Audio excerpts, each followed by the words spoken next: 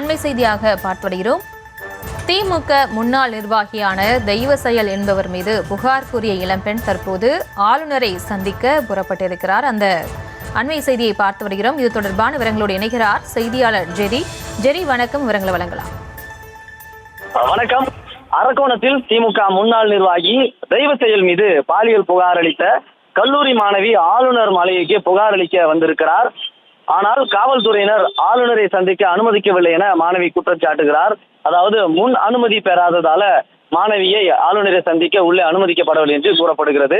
அரக்கோணத்தில் கல்லூரி மாணவியை ஏமாற்றி திருமணம் செய்வது போல நடித்து பாலியல் வன்கொடுமை செய்த அரக்கோணம் கிழக்கு ஒன்றிய திமுக இளைஞரணி துணை அமைப்பாளராக இருந்த தெய்வ செயலுக்கு உரிய தண்டனை வழங்க கோரி சென்னை ராஜ்பவனில் ஆளுநரை சந்தித்து முறையிட பாதிக்கப்பட்ட பெண் ஆளுநர் மாளிகைக்கு வருகை தந்திருக்கிறார்.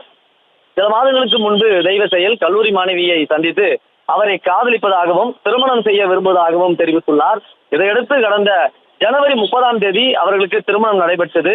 இவர் அரக்கோணத்தில் வசித்து வந்திருக்கிறார்கள். இருவரும் சில நாட்களுக்கு முன்பாக அரக்கோணம் மகளிர் காவல் நிலையத்தில் குறிப்பிட்ட கல்லூரி மாணவி கணவர் தெய்வ செயல் மீது புகார் அளித்திருக்கிறார். அதில் தெய்வ செயல் ஏற்கனவே திருமணமானவர் என்றும் பல பெண்களுடன் இவருக்கு தொடர்பு உள்ளதாகவும் தன்னை அடித்து துன்புறுத்தி சில திமுக நிர்வாகிகளின் விருப்பத்திற்கு இணங்குமாறு வற்புறுத்துவதாகவும் புகாரில் தெரிவித்திருந்தார்.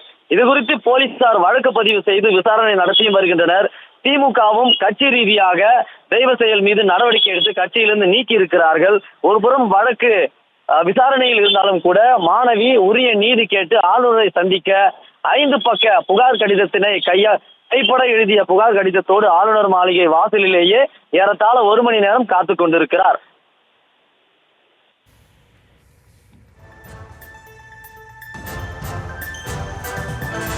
விவரங்களுக்கு நன்றி ஜெரி.